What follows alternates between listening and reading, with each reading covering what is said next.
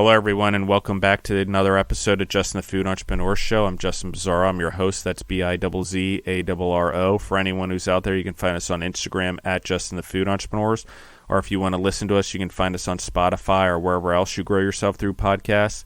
We are syndicated throughout the world. We just crossed over 134 countries, and so that's pretty cool. So thank you, everyone. Thank you, everyone around the world. I can't believe that my voice is being heard around the world. On one hand, it's humbling. On the other hand, it's a little bit scary. But again, it's mostly about the entrepreneurs on the show and their message, and that's what we do here. So with that being said, I have Bruce and Chris back with us from Simply Eggless from Queens, New York. How are you guys doing? Good. Thank you, Justin. How's it going? Thanks for having us back. Yeah, absolutely. I love it. I have a lot of questions for you guys. The audience has brought in some questions for me based on you guys as well that we'll get into. But first, there's a couple things I want to talk about. I want to answer this question because everyone asks. Yes, I am managing to do 4 podcasts right now, or 4 shows. I don't call them podcasts. They're like literally shows now because we produce them and they're acting like radio shows or whatever kind of show. It's not just podcasting. It's a level above it even that goes out on podcast channels. So we call them shows now. And those shows, that's Justin Ryan Bizzarro Show, that's Justin the Food Entrepreneurs, that's the Centurion Leadership Battalion with Justin Bizzarro, and the Night Dashor with Justin Bizzarro as well, Dashor. And yes, I find time to do all of it. How I release podcasts all the time, I just record a lot in a day. The days that I decide to do it, I break up my days into multiple days. And once I knew I had momentum, that's when I broke it off. And just so everyone knows, I had broken off the Centurion Leadership Battalion podcast a long time ago because the Motivational Mondays that we used to do on this podcast became so popular and started outweighing the downloads of the entrepreneurs and becoming a distraction from their story. So I broke it off into a different podcast. Okay, and then I took some time off as we relaunched this podcast and let this one gain momentum. Then I added that one back, and as that one started gaining momentum, we decided to break off another one, which is the Justin Ryan Bizzarro Show, which is basically society meets entrepreneurs, meets sort of what's going on as me as a human in the world right now in the life that I lead. But mainly, I had a lot of people coming to me wanting to be on the show who weren't in the food game. So we broke off another show called the Justin Ryan Bizzarro Show.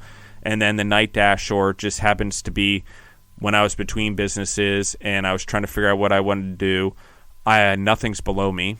So not because I needed it, but because I wanted to learn the game. The food game, the delivery game is one of the most important things in the world right now. It's defining the way food and food business is done. It's defining the way humans interact with the world. It defines how we build our brands as food entrepreneurs. So I've learned a lot about it. I've done consulting in it. I've done consulting for merchants in it. I've done consulting and helped out drivers figure out how to better their game in it. And so it's just about that because anything that's out there, I'm willing to learn, and nothing's below me. So to answer everyone's question, why this? Lil Wayne, when he started becoming popular, he released the Carter 1, Volume 1, or whatever it's called, one of my favorite albums ever, because he just crazily, and it didn't really gain as much momentum, but it started getting his popularity back. He was one of the hot boys, if anyone remembers them, with Juvenile.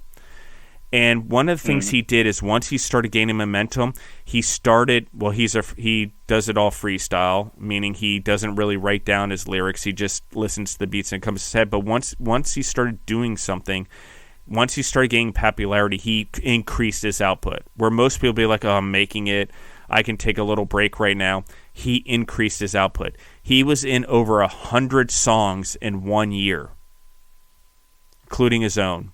Released the Carter 2. Also, the Carter 3 was recorded even though they were released it later. But once he had momentum and once he was hot and once he hit the groove, he knew that was the time to capitalize on it, to hit the gas. Okay? He also knew that there was a depressing time going in hip-hop. Eminem was sort of having his falling out and his records were sucking. The rapper game was a little bit suffering in the late 2000s. So he's like, this is a time. There's an opportunity here. I'm going to hit the gas. I've got a little bit of momentum. We're starting to see hip-hop fade off. I'm going to bring it back. I'm going to do whatever. And you see by 2010, he even ended up in an Eminem song. Can't Hurt Me No More or something like that, or No More, I think the song's actually called. So the reason I'm doing it, and I give reference to other humans because I just didn't come up with this myself. I don't think anything I've ever thought of or any idea I've had wasn't me coming up with it. It's because other people instilled certain aspects of life into me, or I read books, or I listened to music, or anytime I'm curious about a person that's made it or has success, actors, athletes, business people, I read about them in nauseum. I get obsessed. I go down those rabbit holes. So when it comes to educating myself or what's going on now with the podcast and the show, we're about to start Foodtopia. We're in development. We're trying to do 18 seasons over 12 years of food around the world, exposure, experience, and education around food. The food entrepreneurs, from the farmers to the processors to the restaurateurs, or food entrepreneurs, however that looks. But the reason I'm doing that is because we're starting to gain momentum, and I'm not going to slow down. Now it's time to hit the gas. The Rock, same idea. Once he had momentum, he never stopped hitting the gas. He kept going. He keeps going fast, and he keeps hitting the gas. I mean, I hope I don't put any bad movies out like some of the ones he put out, but it's going to happen. You hit the gas, you're going to miss shots. Just like Michael Jordan. Everyone doesn't know this. He's the greatest of all time, but he also missed like 70% of his shots. People don't even care about that because the 30% he mattered and he was willing to take, and the risk he was willing to take mattered. It may not be that low, maybe more like 38% or something, but whatever, he's still the greatest of all time. Okay, and here's my last thing as I sort of give this commentary, is I am the type of person to surround myself with greatness. So there was a question, why do I build everyone else up? Why do I do that? Okay, here's one reason.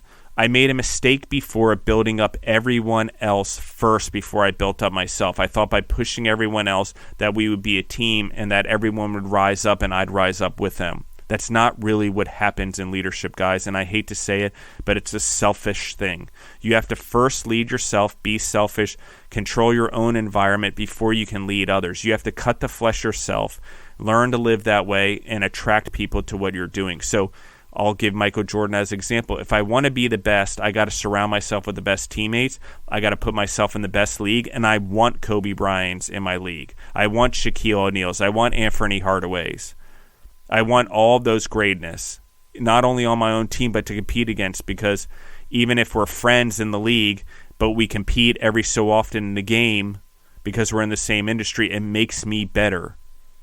Even when I know them better, even when we're friends and we have to compete, and maybe, we're friends before we're competing, but when it comes to compete, it's to the death because I like that, because I believe in that, because I believe in it makes me better. That's why. So it's not only about hitting the gas when you have momentum, but it's one of the things I learned from Michael Jordan was he had 3 championships and he let his foot off the gas. 6 is now somewhat attainable as the number of championships, weirdly. Kobe had 5. If Shaquille O'Neal would have got his head out of his ass temporarily, they might have won 6. But Shaquille O'Neal built an empire, a business empire, which is out of this world, so you kind of see why he was distracted. He was building a legacy also. But my point being is you need to be surrounded by people who push you better, who do make you want to work harder, who will push you, who may become your competitors eventually. They may go off on their own. They may go start a business that competes with you. So what? I don't compete with them. And so I take the point of I get better because they're in my league. I get better, but here's the reason what happens. When they're competing with me, I look to myself and I think to myself, how can I be a better me? How can I do this better? Because if I compete with them, I just become trying to be a mimic of them and do what they're doing better, but no one's going to do it better than they do. But when I compete with them and I have to win, I can't do it the way they do, or it's going to end up a tie, or worse, I'm going to lose most of the time because they'll always be a step ahead of me. But if I compete with myself, knowing that I have competition out there and better myself, I gain the distance. And so I think that answers about 7 questions right there in and of itself that I had, I hope. But why do I do it? Why am I working so hard now? Why do more podcasts when I have one popular? Why take the risk? Why risk failure on 2 other podcasts? Because Centurion Leadership Battalion's fairly successful also. Why take the risk on a TV show? Which is one of the questions. Because I don't seek comfortability. I seek uncomfortability. That's why. I've learned that as long as I'm uncomfortable, I am happy. As long as I'm pursuing uncomfortable and pursuing that I am happy, I have joy and I have love in my life, and I'm a better human.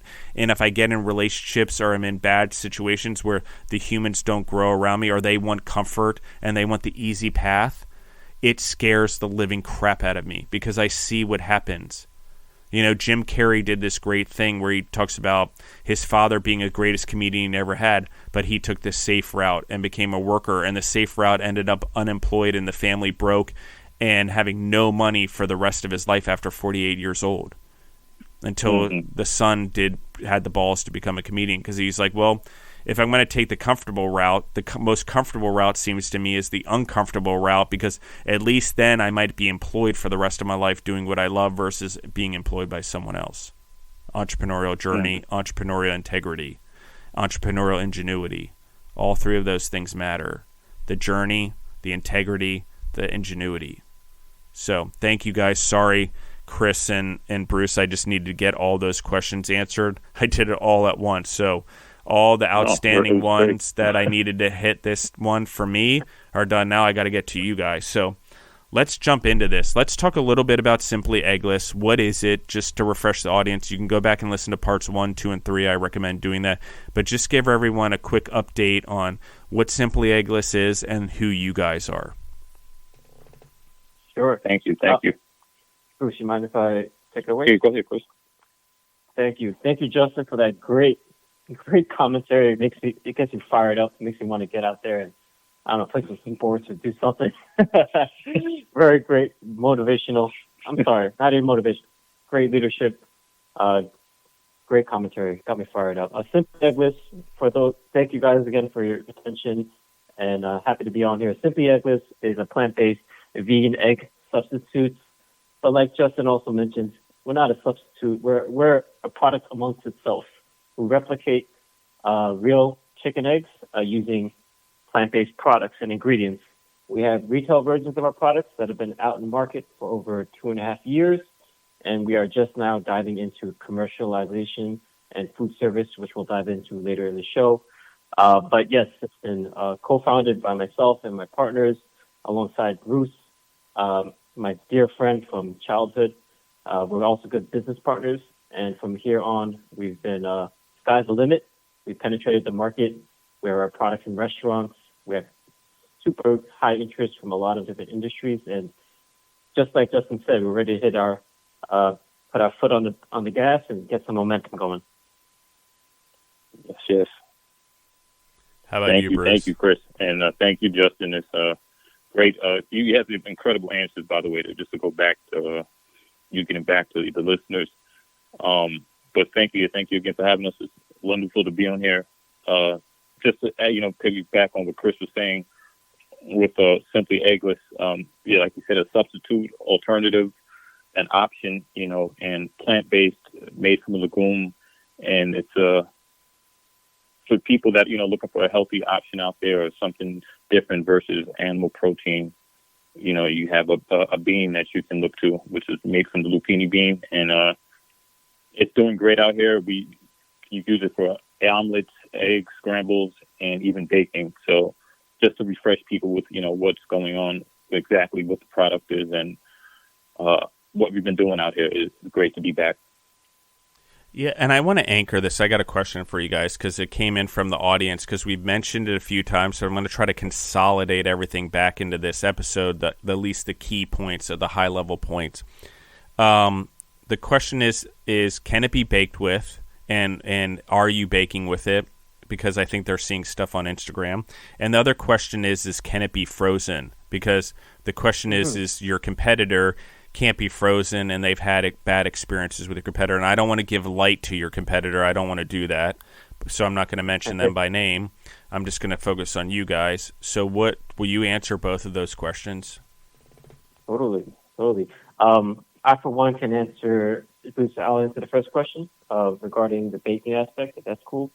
Sure. Definitely, yes. That is to answer the question, Simply Eggless is an amazing baking replacement for real eggs. It is the functionality that separates us from the competition and from emerging competition. And that's due to the fact of our formulation with using the lupin bean, the lupini bean. That specific bean has binding and leavening properties. And what that means is that essentially when you cook it and bake with it, it rises. Whereas the competition, if you were to use that, it does not rise. So that is the important aspect that replicates real eggs, that allows muffins to rise in the oven. And I, for one, personally, along with my wife during the testing phases, we did all of the testing in-house. We tested batches of cookies. If you go back on our Instagram, we have on an Instagram profile, Try Simply Eggless, you'll see tons of baking applications that I've put out there myself. Super clean, no cholesterol added. It's a great alternative. And to take a step back, to be quite frank, I had this conversation. If you really think about it, we set a standard in this modern day age where it's expected, your cookies are expected to have chicken eggs in there. If you think about it, there really is no reason to have animal derivatives in your muffins or in your cookies with a product with like Simply Eggless. So this is where we come into play. No cholesterol, clean tasting, ability to rise and bind. Simply Eggless is a great alternative to use for baking. So I hope that answers the question. And with regards to freezing, I'll let Bruce go ahead and answer that. Yeah, to answer, thank you, Chris. To answer your second question, Justin, yes, also, you can freeze Simply Eggless, which is a great component for us. A lot of people, in the commercial food industry, especially baking and stuff like that, we can have large quantities. We're freeze with a year shelf life. So that's an excellent, key point for us out there in the market, especially, stepping into food space, things of that nature. So yes, you can freeze Simply Eggless. Once it's thawed out, you have about a 70-day shelf life. Once it's thawed out, temperature, and once you open it, you have about 7 days of usage once the seal is open. So it's, you have good time. And to go back to with baking, you could make so many different recipes and play with it and have fun with the product. And it's all clean, no cholesterol and no soy, like Chris said. So, yeah, just to answer the question for the listeners out there. Yep. If I want to add one point to that frozen aspect, it gives us a great competitive advantage from a business perspective as well, Justin and Bruce. Having the ability to freeze our product allows us the extended shelf life.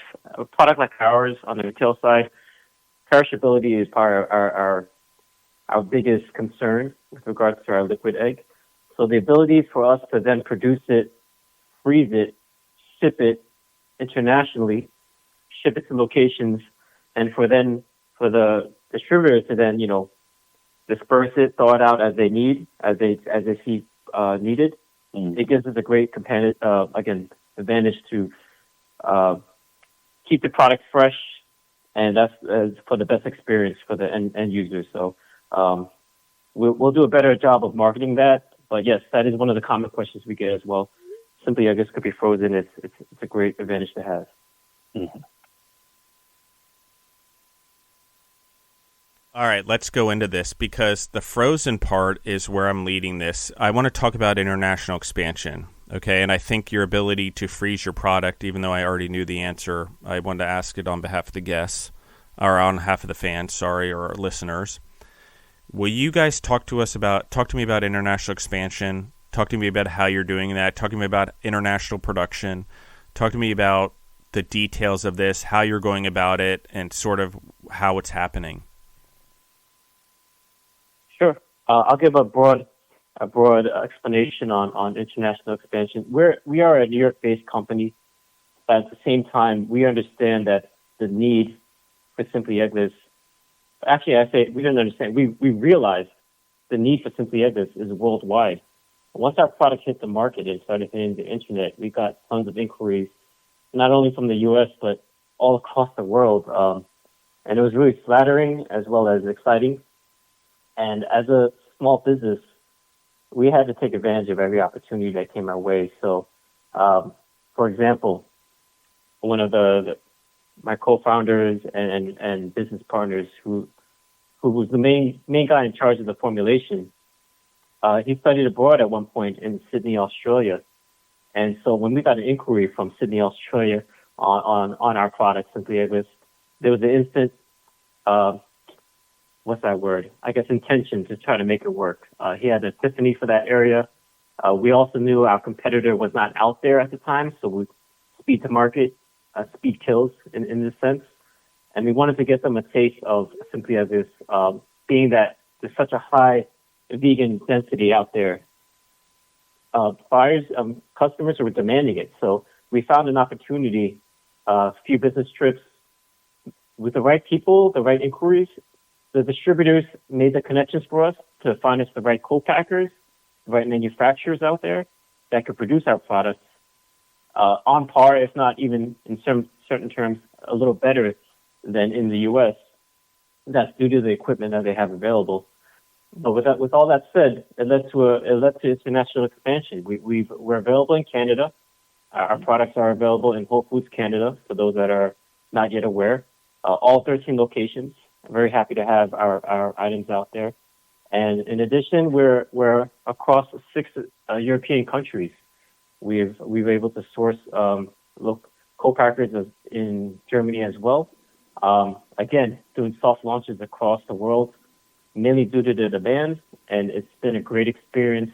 We've had to see Simply Eggless in multiple languages, to get, posted about in different countries at all times of the day. It's really a proud moment for us, and we're just trying to demonstrate how much of a demand there is and how much lack of good egg substitutes are there. And again, greater opportunity for us. We see nothing but promise. We have some great, great promotional opportunities with these retailers. And as long as we keep on going, I think the demand is only going to increase. Day by day, we get tons of inquiries, and it's only going to continue to rise up. So much inquiries early on in posts from Mexico, Brazil, Canada, in Europe, like Chris said, 6 different countries in Europe. It's a beautiful thing to see so many different types of recipes and people having fun with the product, like all across the world. So the demand is definitely there. It's providing it to the world. How we get this Simply Eggless everywhere available, across the globe, and that's the fun part. That's the fun challenge. And I know you guys. Go ahead. My last point on this. Thank you, guys. And I think it also goes to show you how hard it is to formulate a product like ours, Simply Eggless. Like, if it was that easy, as some people may perceive it to be, why is it that different countries are reaching out to us? Why is it that the top egg companies have reached out to us to try to see what we're up to? It's because it's not easily replicated. It took tons and tons of R&D. I give nothing but credit to our team. The sacrifices we've made. You guys don't understand how many different recipes we had to get a prototype. But point being, there is small amount of solutions, a high demand, and we're one of the top players in the market. So again, we're proud of that, and we're going to ride that momentum out across the world. And I know you're in Australia. You guys, there's a Simply Eggless Australia Instagram page that's pretty awesome, that the gentleman or woman, I don't know who it is, gentlewoman, lady, for lack of a better term, whoever's running it, they're doing a phenomenal job. And we've talked a little bit about it. I should have asked that question before we started, if it was a man or a woman, or however they associate themselves. But one of the things I want to anchor on this and just talk about what's the other weird difficulty in you guys are doing it is, you have to redo the labels in every country, right? I mean, you're having to deal with different labels, different restrictions, different nutritionals, and how are you guys dealing with all that? I mean, are you just heading this head on? Like, okay, we have this country that wants to have our product. We just need to go about changing the packaging and the way the nutritional label's done to meet that country standards. So talk to me a little bit about that. Sure. No, that's a great insight. Great insight, Justin. And yes, going down to nitty gritty, this is what it takes to get a product across a different country. For example, we're not allowed to call our Simply Eggless liquid a plant-based egg. We can't call it plant-based egg in Canada. We literally have to translate it to egg-style liquid. And why is that? Because that's the regulations out there in different countries. You have to respect that, and we're not allowed to state things that are not allowed. So to answer the question, our partner who is in charge of manufacturing, he works specifically with consultants that understand the regulations of importing different products. So, for example, we have a contact out in Canada that helped us translate everything into French and bilingual, and through that helped us with the labeling, the conversions, the statement, and the claims.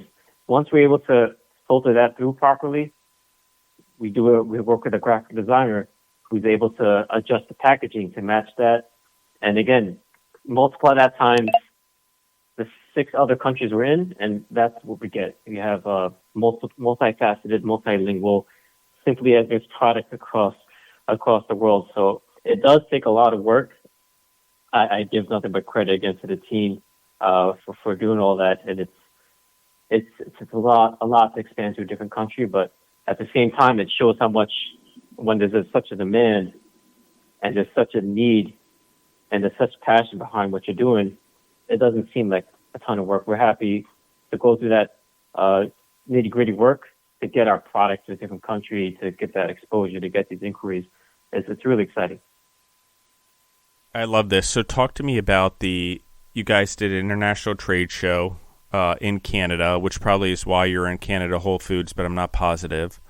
Talk to me about how, you're obviously you're all in internationally. We talked about labels now. We've talked about co-packing over in Germany and Europe, and we've talked about across 6 European countries, Australia, Canada. How are you going about this? Did you just decide to go to Canada? Talk to me a little bit how you make a decision to do trade shows outside your own country. Bruce, I'll get started, and I guess we could, if you don't mind, Bruce, because I have the backstory that we could dive into our experience. It's a great question, Justin. It literally just happened organically. I'd say Simply Eggless fully concentrated on the U.S. within the first year or so. But please, audience, keep in mind, our first year in market was 2020. We were still in the middle of the pandemic. So we didn't know what our business was going to happen. We didn't know where our next account was going to come from.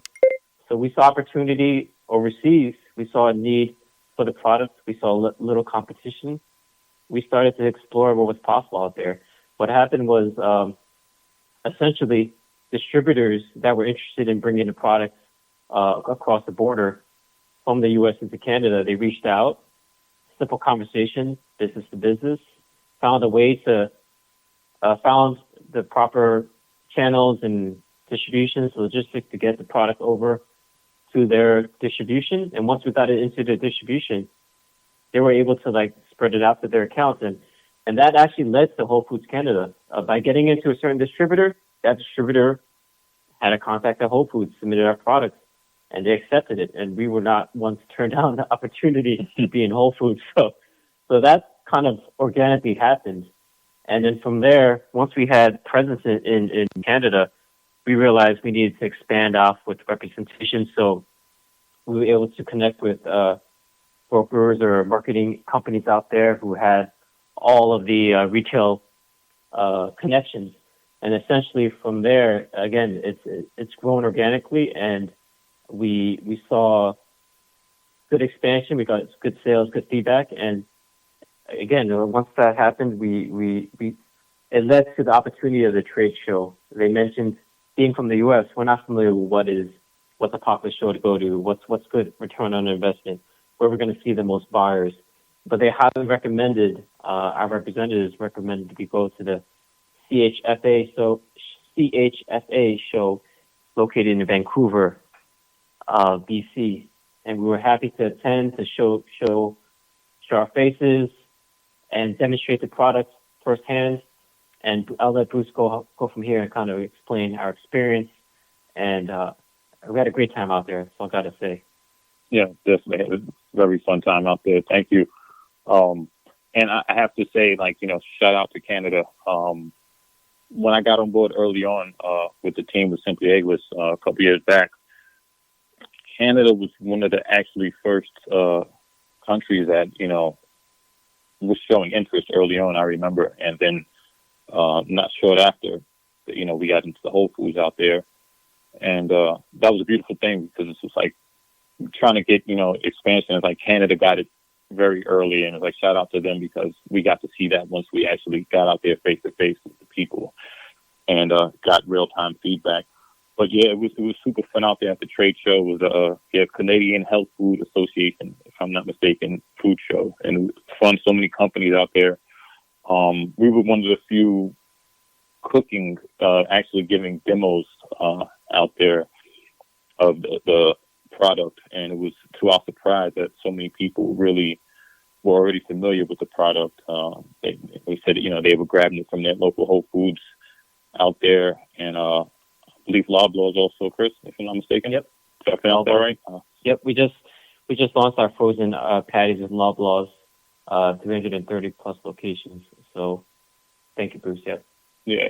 So yeah, they really get it out there, and we got great feedback for people that never tried it, and you see people walking by and they saw this Simply Egg. It's like I heard about this, I want to try this, so they stop by, try it, and give the feedback. And pretty much everyone that gave positive feedback really enjoyed the product, and seems people not to give comparisons to America and Canada, but seems that people out there a little bit more health conscious versus here in the States. So it seemed, we've been accepted with open arms there, and just to see that journey and get in front of the people, aside from also to go back to labeling, going into Whole Foods, Chris and I, and seeing the package of the bottles with, the different labels in French, which is a beautiful thing. And we got pictures and some footage and stuff there. And even to see us outselling our competitor, was a beautiful thing also out there. And I believe one of the key components also was, us being soy free and freezable, and you can bake with our product, so it's fun, and met a lot of different companies, a lot of different contacts, and just for us to get out there, me and Chris were very hands-on, get in front of different business owners and stuff throughout this journey. We made a lot of good contacts, but also alongside with the marketing company. They brought a lot of great retailers and different business owners to us out there. So it was a fun experience, beautiful weather, beautiful people, and look forward to going back, God willing. Yep. And just real quick, just to give the audience a visualization of what we demonstrated. We're from New York, so we already launched our breakfast sandwich in New York and across the U.S., I would say. Breakfast sandwiches are a big thing. Sausage, egg, and cheese, bacon, egg, and cheese. You all heard it.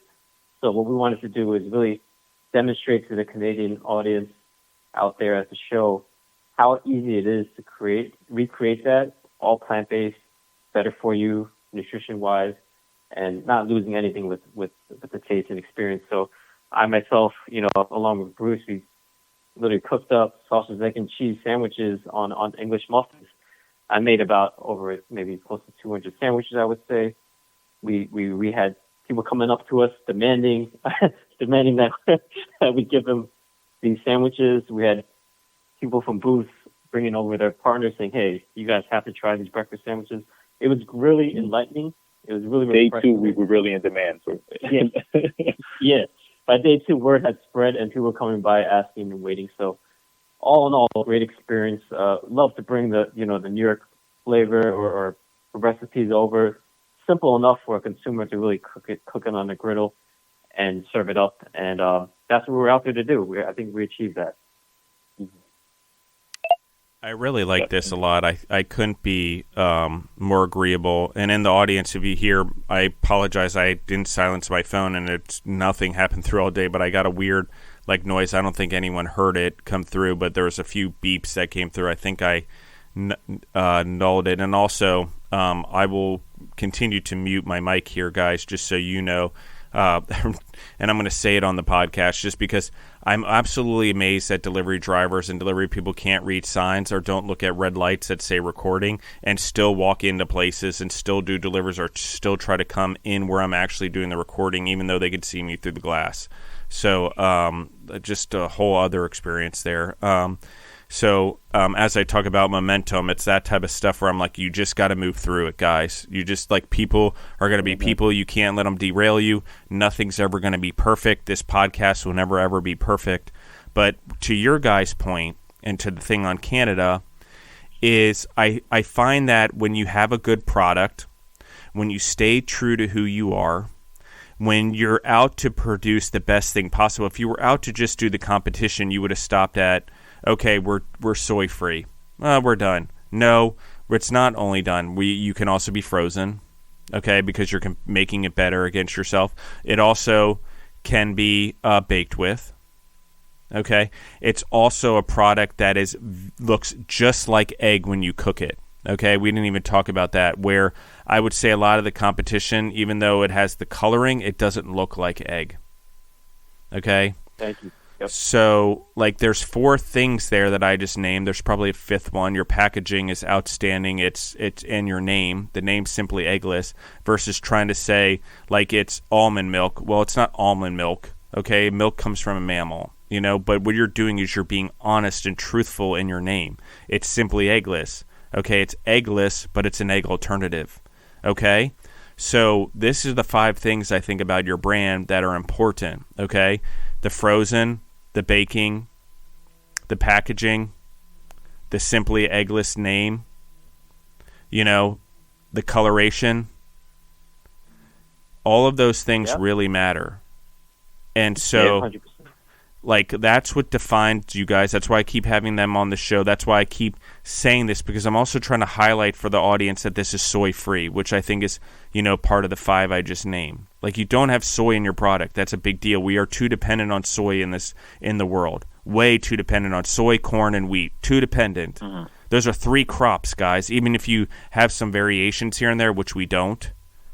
Too dependent as humans on 3 things. Like the world God created, or whoever you want to say created, if you just think it was a burst in the pan, whatever, and all of a sudden we have the Big Bang and here we are. Still, we have how many thousands of plants and animals? Like the plants, we need to have diversified things in our diet. So to just rely on those 3 things for most of our plant-based things is crazy to me. We already eat bread. Mm-hmm. We already eat corn. We already have enough soy sauce, soy this, soy that. It's just, okay, guys, like, that's why we have problems. We're compounding too much of the same thing in it. And when we don't diversify our diet, we're compounding the negative things of those foods into us as well. It's like when fish get mercury poison. That's because they're eating so many things with mercury or other fish that have mercury, and then we eat the fish and then we get mercury poisoning. It's that compounding effect, just to give everyone the short and steady, okay? Let's go into the next question. Let's talk a little bit about food service, like where you guys are going, where you started off. Like, talk to me how you guys first went to market with your product versus how you're going to market now. Sure. Great question. So let's start there. Simply, I guess when we first went to market, we primarily were concentrated on retail. We knew what we were into, but we also wanted to move beyond concept. You know, it wasn't just a concept. So we needed to have some data, some real life sales. And so our first and foremost concentration was the retail market, which we achieved in September of 2020. After about a year in market, I would say, you know, we realized as entrepreneurs, we had to scope the competition, understand what is the next phase for Simply Eggless. Were we, like you said, were we going to be a one product, one and done, flash in the pan? Or were we really going to try to reach the next level, reach the masses, make Simply Eggless a household name? From our perspective, the best way to do that was to go commercialization. And people, please understand, the audience, this was the time in 2021, still kind of emerging from COVID. The food service industry had totally shut down to a grinding halt.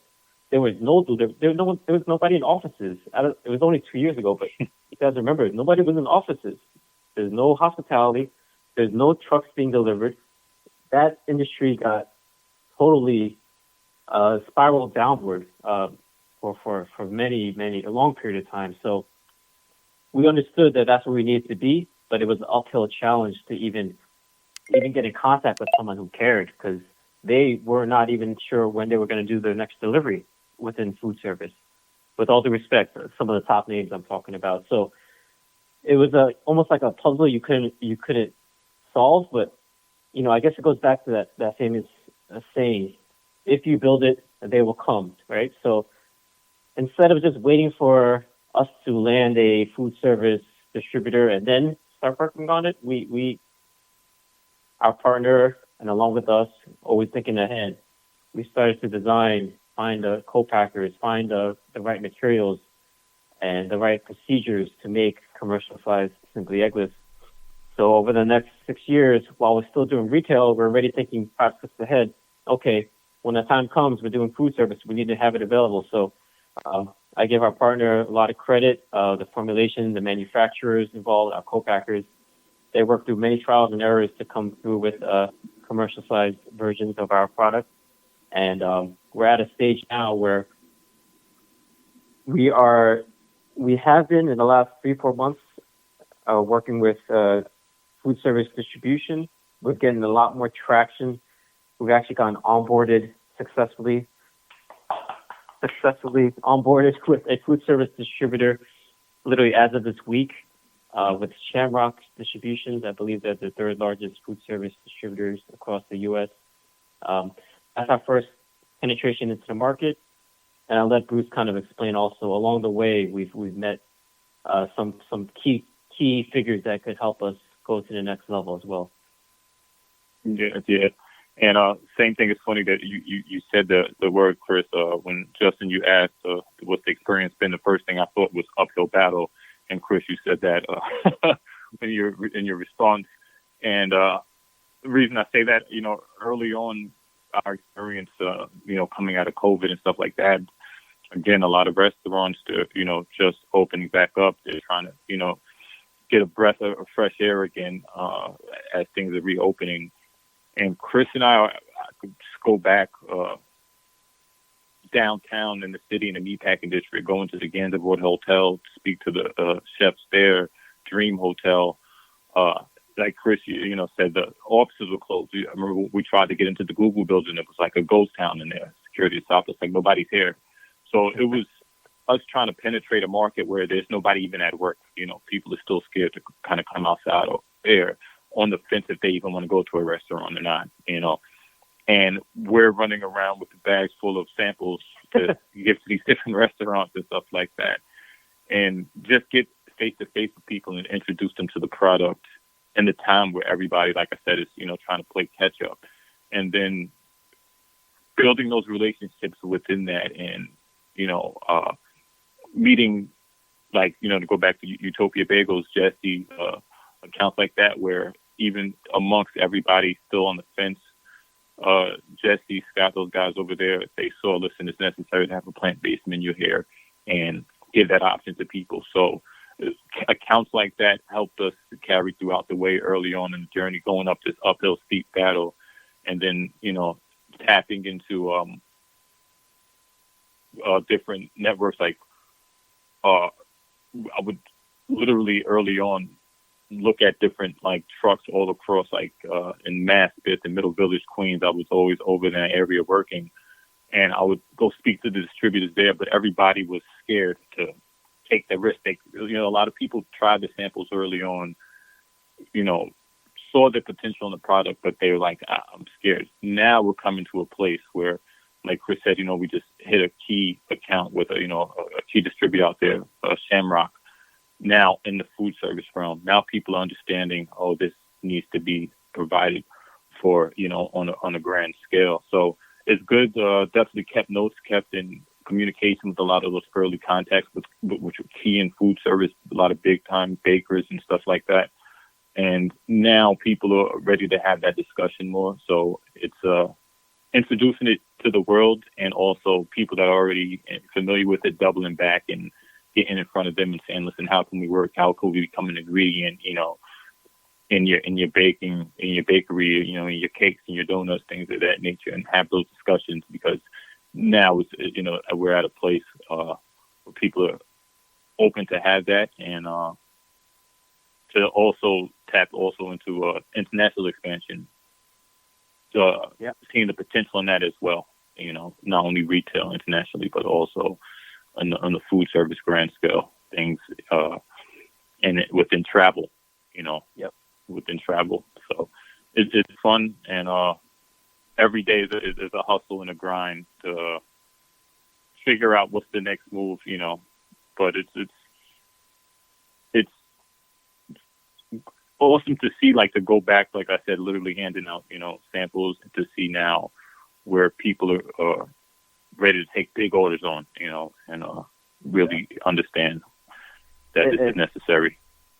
Totally, Bruce. And again, we could not be here without Bruce's key connections, key accounts. We were able to do direct orders to help, again, keep the customers satisfied in the meantime on a local scale. But I also want to reiterate how important it was. I think, Justin, you mentioned this in the past. When opportunity meets preparedness, opportunity came about us that we had no control over whatsoever, and that is the current egg market. If for those that are paying attention, I'm sure you are when you're ringing up your eggs in the grocery store. Prices of eggs have year over year have at least doubled, and early this year and late last year, it was on the scales of like $12.99 for a dozen eggs. That in itself is a totally different conversation. But just to recap, the avian bird flu has totally derailed the chicken industry. 58 million chickens have died as a result of this avian bird flu. And that affects the supply chain of that industry. That affects it all the way down to the consumer, who's paying $13, up to $13 for a dozen eggs. Once that reaches that commercial level, you got to keep in mind that affects all the bakeries involved. That affects all of the mass buyers of eggs. Where do they look on the internet? Egg substitute. Where do we pop up on the Google search? Simply Eggless. That also helped us lead us to this interest, lead us to these opportunities in food service. So I can't stress enough how you have to be prepared and be ready to strike when the opportunity is there. And we were just waiting in the wings for that to happen. So thank you. Yeah, I want to touch on something too. I appreciate the credit there, but someone taught me that. Obviously, I think a lot of people, and I do know we talk about it a lot, you and I, Chris, even offline, just so the audience knows. Chris, Bruce, and I, we all do a lot of things together. We've done networking together. We've done some events together. We're supporting New York State of Mind a lot, and what Brett's doing. He was on the podcast as well. We try to support our communities inside and outside the food business. That's why the three of us get along so well. We hang out a lot. These guys have become my friends. I would say that very, very dear friends, and I haven't known them that long, but they align with my principles. And, I talk about, and there was a post about, and I talk a lot about people, but it's principles over personalities.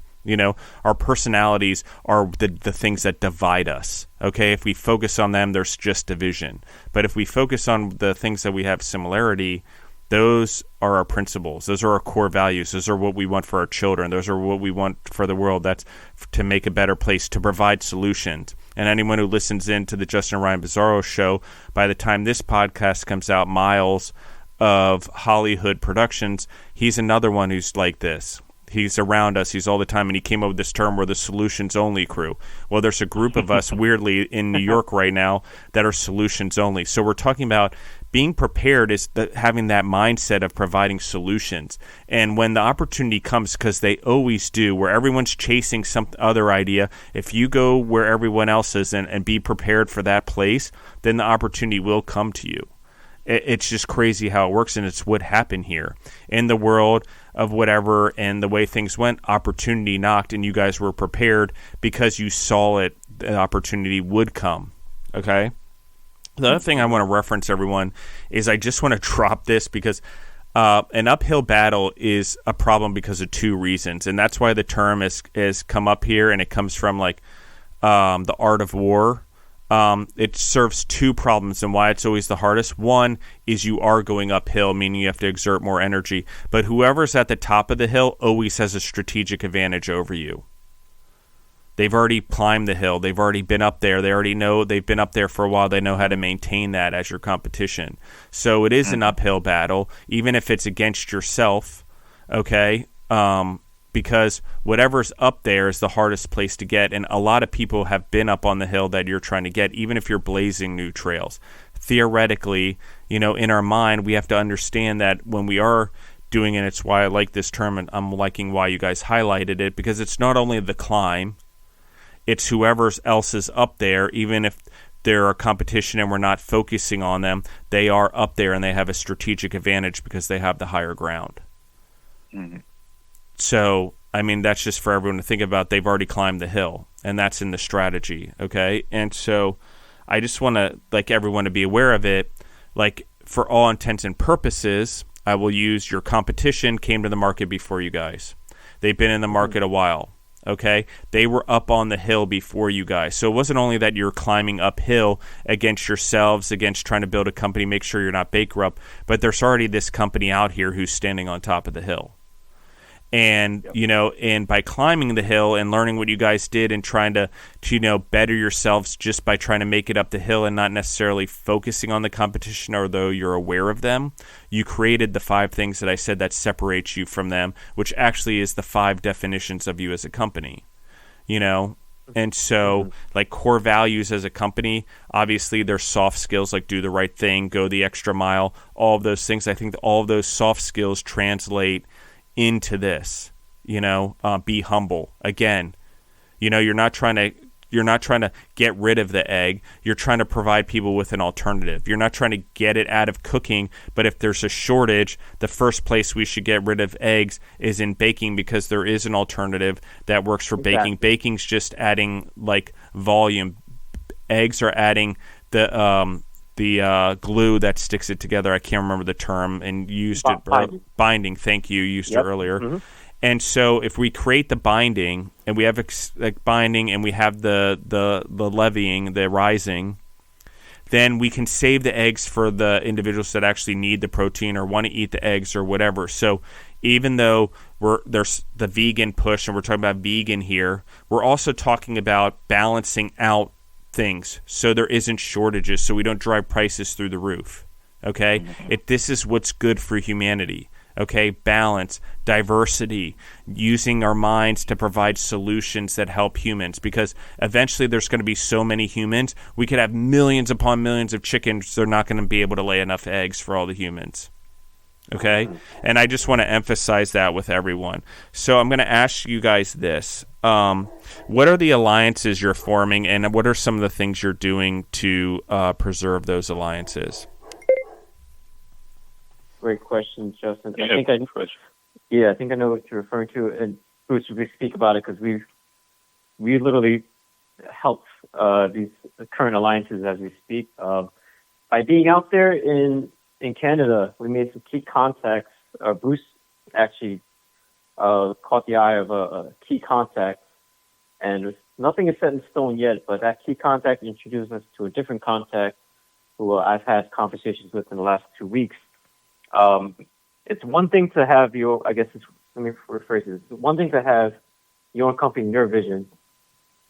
I feel proud to the point where by mentioning our products to experienced veterans in the food service game, it has led to conversations where potentially we might be aligning with people who have successfully gotten their products into the mass accounts that we want to get to. So we're working through some details, but what I want to rephrase is that we've gotten people to come to us and they want to join us as an alliance because they see the opportunity, not only the opportunity, they see the angle, they see everything that our vision is strong enough to reflect onto someone else, and that they're going to drop all their stuff potentially to try to work with us. So what I guess I mean by all that is we share the common vision, and it's strong enough, and those that are business savvy will attract those like-minded individuals. And we see nothing but promise and potential with these accounts. at potential accounts and connections. And time will only tell if we successfully work through. But as we've been talking more and more about the product, and our name has been getting out there more and more, it's kind of been like a magnet. People have been reaching out. People have been following up. Have been calling me directly, reaching out, saying, "Hey, let's talk about how I can add to your business." And again, it all starts with a simple connection. Who says what's up to somebody at an after party? All of a sudden, that led to a conversation. That led to, hey, I know this guy. This guy could possibly get you into XYZ. This guy could possibly get you in this hotel chain. And those simple conversations are leading towards reality for us. And it's just it's really mesmerizing to see from afar, now that I think about it. Yeah. I would say, relationships are super important, and just alliances. I love that word that you chose. It's, I always, speak with Chris about just like kind of like a, balancing act of, you want to have communication on email with, different businesses, corporate businesses, on that end. You also want to get out there, like I spoke on before, in front of the actual business owners, in front of the chefs, and have that conversation. You want to get out there and network and put pieces together with, okay, you have plant-based bacon.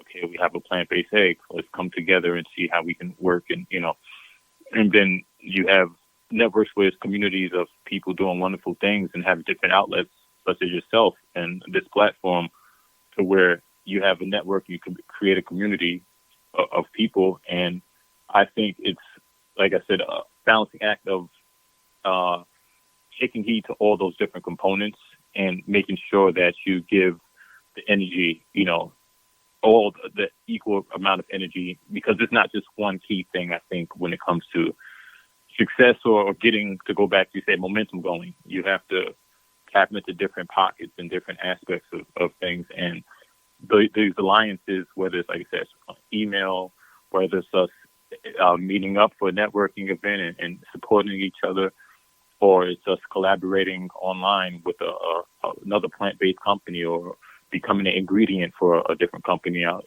there. That's the important thing. And I feel like I said, to just continuously follow up, double back, and keep the communication going on. Communication is everything to me, and that, I think that's the important part of keeping those alliances together. Yep. Well, and you guys do what you say you're going to do, and I think that that's a really important piece, doing what you say you're going to do. And so I think that that's a huge thing on here, and I respect you guys for it. It's one of the reasons, like, we get along so well, because I do believe in that. And I just, believe me, in myself, I've struggled with it in my own life. And so, but I've had to really work on making sure that I do what I say I'm going to do always, at least for the last 20 years, as I've really focused on. And you slide sometimes as businesses, you forget about people, you don't write things down. And then you're like, oh my gosh, I forgot to do this. But I think one of the things you guys do really well is you own it. You own what you're doing. You own your responsibilities, and you're really good at communicating. You follow up. You do what you say you're going to do. And I think that that's a really big part of the success of the company, is those soft skills as well. Thank you. Definitely. Thank you. Yeah. And really stepping back and being able to be, like, reflective on things. I feel sometimes you have to step back and, Chris and I have discussions and, like, all right, who else? Who haven't we spoken to in a while? Who's, maybe we should reach out and double back to this person. And it goes into communication and then timing of things. Just having that respect of the time and the relationship that you're creating, with these different individuals out here in the world, because everyone's on a journey. So it's like, let's make the best of it. Let's make it happen and really strike while the iron's hot. We're here, we're present. Yeah, I love it. I'm definitely going to have you guys back on in like a month or two to talk about your journey again, maybe in a couple weeks. We'll record, talk about it, because I want to hear how you guys go into Australia. I think the audience is curious how it goes in Europe. I mean, these omelets, the the muffin sandwiches that you guys have partnered on with those companies, finding relationships there, collaboration. The move into food service, I think, is really important. And I totally respect you guys and what you're doing and the way you're going to market and the aggression and the positivity and just, like we said, the communication. Is there anything we left out that you guys want to add into this episode? I'll give you guys time to talk and say anything that you want to say that maybe I missed. I know we talked about, food service. We talked about the omelet and the muffin. If you want to talk more about that stuff, I'm open to that. But we've got a lot of information in here for sure. So it's all yours. If there's anything you guys want to share or disclose or talk about or prepare what's in the future, if you want to give us a little sneak peek of what's coming up for you guys, that would be awesome. Great. Again, thank you.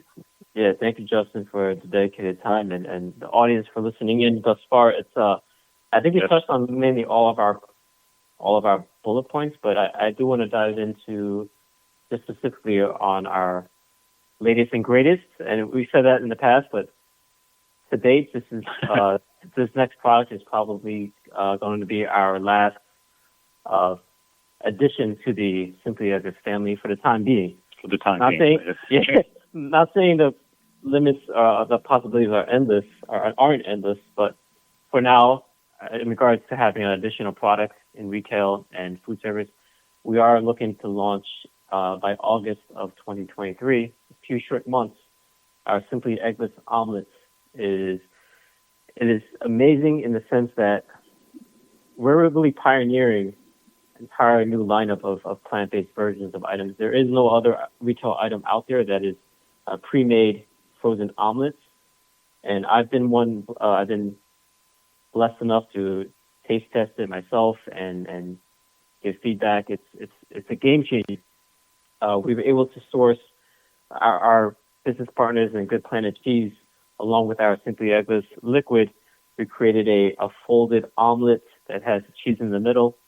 It comes 2 to a pack, only 110 calories per omelet. It cooks really well. It's perfect for cafeteria style commercialization. It's perfect for airlines due to the fact that you reheat it in those little trays that they have there. It's a great application that I, for one, I really see it already in schools, cafeterias, airlines. It's much needed in the space. The punchline is everything you love about regular egg and cheese, but plant-based. We're providing that with this latest SKU. It's going to be available at retailers as soon as August. On the food service level, we are the only company that is creating that, and I can claim that 100%. So we're bringing something new to the game, and it's really exciting to see the interest that has garnished already. We're already talking with several airlines. We're hoping to solidify our place there, and Bruce is working some angles within the government organizations as well. I'll let him speak on that. Please, Bruce, your thoughts on the omelet. Yeah, thank you. The omelet is super exciting. Like Chris said, it's the latest of the lineup of Simply Eggless products. Like Chris said, seeing it in schools already having a vision of so many different things right now. Yeah, working angles to push to get into government, military, hospitals, things of that nature.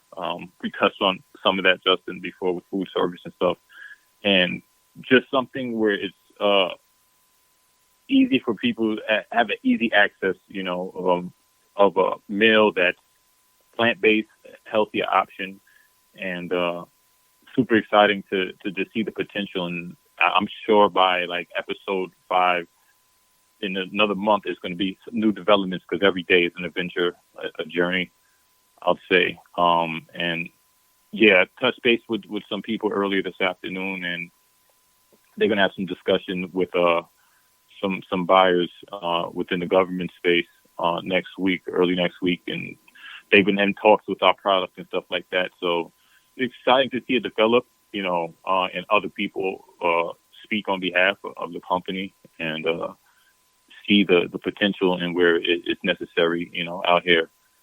Yeah. in the world. If you guys take a grand scheme look at the big fast food chains, you're seeing them slowly start to adopt plant-based alternatives. I literally just saw Shake Shack just announced their veggie burger that they've been working on for 5 years. You notice that they're tackling the lunch and dinner menus, but no one yet has touched the plant-based version of breakfast. That's where we're going to come into play. That's where we're going to be right there waiting for that opportunity when they start knocking. That's why we created these products. We already see the ending. We know the ending. Right. We're just placing it. We're just placing our products out there for people to view. And it's again, word spreads really fast in this industry. I'm learning a lot of key contacts and a lot of different people, and people are starting to discover us. So as soon as we have a solid outlet, we'll definitely announce it at the show. There's a lot of good things in the works, but a simple thing like a folded omelet, again, it's needed for schools, it's needed for hospitals. It tastes really great. I can't even. I'll let the consumers decide, but once you guys see it in the market, it's super convenient. Something I plan to feed my future kids down the road, and I'm really excited about that front. Beyond that, I'd say, what would you say, Bruce? What else you want to dive into? That for me, myself, I'm like that. I'm trying to think of something else. I'm like, I know it's going to just everything is like day by day. So I'm like, it's going to be something new, development. Probably get off the phone and look at an email and be like, oh wow. No. So that could lead to a great point. So I was just on a conversation 2 hours ago with one of our chef contacts, and I told him about having our product on the menu at Urban Vegan Roots. Urban Vegan Roots is a restaurant where myself, Bruce, and Justin, we met face to face for the first time about a month and a half ago. It's a great networking event. It was a great chemistry. It's an amazing restaurant. Those that are close to Queens, New York, definitely pay it a visit. But we were explaining how we have our Simply Eggless item as a featured menu item. And I literally took a picture of it on the menu. And it's a very proud moment to see our brand on that menu.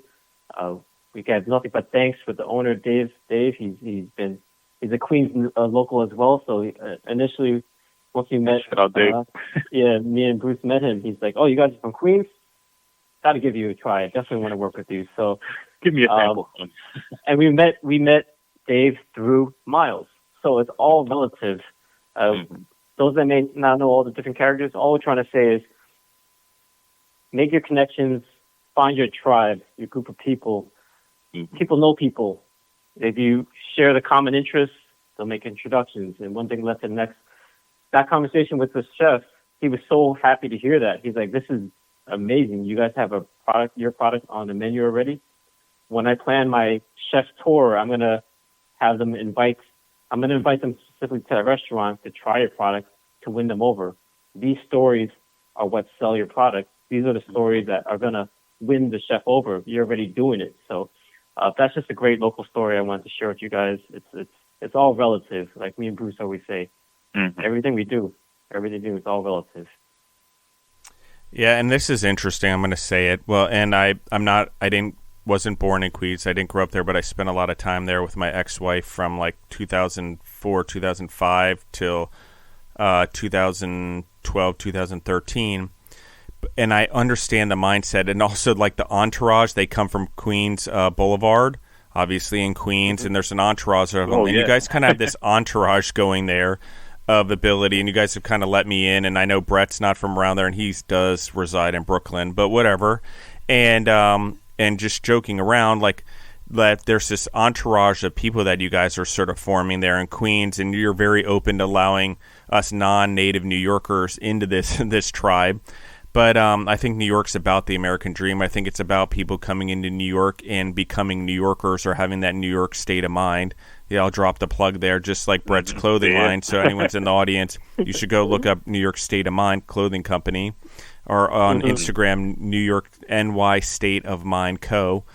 So I'll just drop a plug there. But you guys have done really well at using your networks, using the way you grew up, using your hoods, using your boroughs, using the entire New York City to sort of build this entourage of people and connect people. You know, I'm one of them. That's why this show's done so well. I think we met back in January, that long ago, maybe, that we all got together and did something right after New Year's, I think it was. And it's quite an incredible thing what's happened since then. My trajectory's rapidly changed. I think all of our trajectories changed. And what's happened when we've gotten around a lot of like-minded individuals, and what happens, and it's funny because will use the entourage thing. It's like a group of kids that grew up in Queens all of a sudden go to California, and while they all don't succeed outright originally, they have some flops. There was like that Aquaman disaster, all this stuff they go through, Medellin, all of that stuff, but they all end up like wealthy in their own ways in the end. Turtle starts the tequila company and ends up wealthier than all of them, and he was the car driver. And and things like that, and he gets with Rhonda Rousey or whatever, and Vince finally gets his movie and an actor, and his brother finally gets his own TV show, and so on and so forth as the group forms. I can't remember what all the characters, for some reason I'm drawing a blank, but the gist of it is that everyone finds their purpose when they all lift each other up together by all trying to be the best versions of themselves, but also like trying to give to them around them and trying to network around them and trying to find like-minded individuals, because they were like-minded individuals. They all believed in Vince and went out there. But what happened is they all started believing in each other, and they all found their own path, and they all found their own leadership path, which led to greatness and excellence and good things in their life. And that's what we're seeing here. It's very true. It's not just a movie. These aren't just TV shows. Mark Wahlberg actually did it in real life. You know, you see the way he lifts up his brothers with the Wahlburgers, and he's also got a tequila company now, and he's also got a shoe and clothing company called Municipal, or however you pronounce it, Municipal, whatever. Depends on my speech impediment for the day. But it's but these are the type of things I'm talking about. These networks matter. They're important. Our friend groups matter. They have huge influence on us on where we go in life. You know, and you guys are doing that, and it's really appreciated. And I appreciate you guys inviting me to that event and planning everything. And just so everyone knows, Urban Vegan Roots and Urban Vegan Kitchens, they were on the podcast. They were episodes, I'll just let everyone know, just because I want to drop their name. They were episode 294 and 292, I believe. Yep, 292 and 294. That's David Tianga of Urban Vegan Roots and Urban Vegan Kitchen. He did the interview. Miles, who you guys will hear on the Justin Ryan Bizzarro show, interviewed from Hollywood Productions. He's part of that group. He helps work with those restaurants. He's also a vegan. He's also buddies with these guys at Simply Eggless. He's also why we all have connected with the New York State of Mind, the clothing company, and Brett. And our circle keeps growing. It's why we're having this big networking event in New York City this weekend as we're recording it, not the weekend that this will release. But we're all meeting at Bell Fries. Anna Lee, who is also on this podcast, she did 2 episodes. She's opening a new location, already opened on May 1st, at the Garden Bar and in the South Street Seaport. Okay? By the time this podcast comes out, it'll be really open. But we're all sort of now supporting each other and networking and creating these groups of our friends that are uplifting each other. We're all food entrepreneurs, or we're all entrepreneurs, or we're all hustlers and grinders, to Bruce's point. You know, so these are things that matter. Your friend circles matter. The people you're influenced by matters. And you see if you make quick changes, or you adjust, or you quick find new groups, and you keep elevating yourself by expanding your friendships based on principles, not personalities. And you see what happens. Like, we've been to hip hop. We saw, Wu-Tang. What was the guy's name again? J Period. J Period. From Brooklyn, yep. Yeah, J Period. Like, we've done things together. We went and supported New York State of Mind clothing at a market that's a lot of entrepreneurs who are trying to find their way in food and clothing and other ways. Soaps, I think there was a soap company there too, if I'm not mistaken, and all sorts of cool things, and mushrooms, and you name it. And So these matter. Lastly, I just want to thank you guys for coming on the podcast and all of your time, and the connections you guys made and welcome me into your guys' lives and into your networks. It's made a huge impact on me. And obviously, it's really mattered that we have remained such good friends and that this podcast does go on. And you guys push me to be a better human and a better man in a lot of different ways. And I wouldn't be doing the things I wasn't doing without your guys' positive influence. So I appreciate that 100%. Likewise. I appreciate you totally. Thank you so much. Yeah, and someone's great energy. Go ahead. The great energy finds each other. Like Bruce always told me, vibrations. I think we were just meant to connect at that right time, and I'm glad you were open to coming over to Queens and meeting us, and look what happened. Look what happened from that night on. It's been great. And just, I believe in hustle and grinding so much. I actually have a company that I've been working on for about 4 years, developing a ghost kitchen called Hustle and Grinders, based on sandwiches and the hustle of life, just because I like that term. And you just said it, hustle and grinding, which I thought was interesting. It all stemmed from my time in New York and that sort of mentality. And actually, it's been 5 years ago now I developed the concept and got it down, and I'm finally just getting to a point where we're getting this into a ghost kitchen ready to go into ghost kitchens. But it's exactly this reason. It's that mindset around food. It's that hustle and grinding. It's that New York City mentality, that New York state of mind that we're talking about. So I appreciate that, and you guys just bringing that back out of me. It's like sometimes as entrepreneurs, we need to go back into the ring. We need to go back into the hustle. It's like Rocky 3, where he goes back, into the depths of L.A. with Apollo Creed to find out what he's truly made of, a reminder of what it was like to be on the streets and have to fight for everything. And you guys have brought that back out of me when I needed it the most, when I'm trying to figure out this new path in life and this new direction and this interest in film and this interest in TV and podcasts, as well as being a food entrepreneur. And, I'm already in real estate, and I'm already in logistics, and I'm already in fulfillment, and I'm already in IT. But this is something that's really been a passion for me. And you guys have been able to connect me and give me the opportunities, and also just brought out this New York mentality out of me. And it's almost like I just want to start chanting, kill, kill, kill, not because I want to kill something, because I just want to dominate in life, And I appreciate that from you guys. Like, literally, I can't even tell you how important it is. And the other thing is, as I've had interruptions here during the show, everyone, I've updated my phone. So for some reason, now that I've updated my phone, it makes a beeping noise every time I mute it, because I didn't want you guys to hear the background noise. I mute my mic, but I didn't want the audience knows I didn't want Chris and Bruce to get interrupted by what was going on here. But I had it must be Friday's delivery day, because I've had numerous people walk in here. It must be every New York delivery happens on Friday afternoon. And and they can't read any signs or anything on the board, which is just so frustrating. And then someone comes in here literally with their phone on speakerphone. So there's that whole thing. And but I hope I got it and caught it before anyone heard it. But one of the things that I think is so interesting is when you don't have this mentality, when you aren't hustling and you're just going by your day-to-day, you're so oblivious. You don't read signs. You don't see the red light on that says recording. You don't, there's a giant dog. You just don't care about that either. I'm like, what are you doing? And but I think that it's the difference. It's the difference between making it and having success is actually being aware of what you're doing and being conscious of your principles, and not just going through life trying to get things done or check off boxes. And that's what I really also like about you guys. There's the difference between the hustlers and the grinders and the people that have success in their life and find happiness in the uncomfortability. And there's the people who just go through life trying to get through life as fast as possible and don't pay attention to what they're doing and, cause issues. I will also say that I like that this happened. It tests my patience. It tests my ability to push through things. And because I do try to have perfection, even though it's always progress, I'm very big into progress.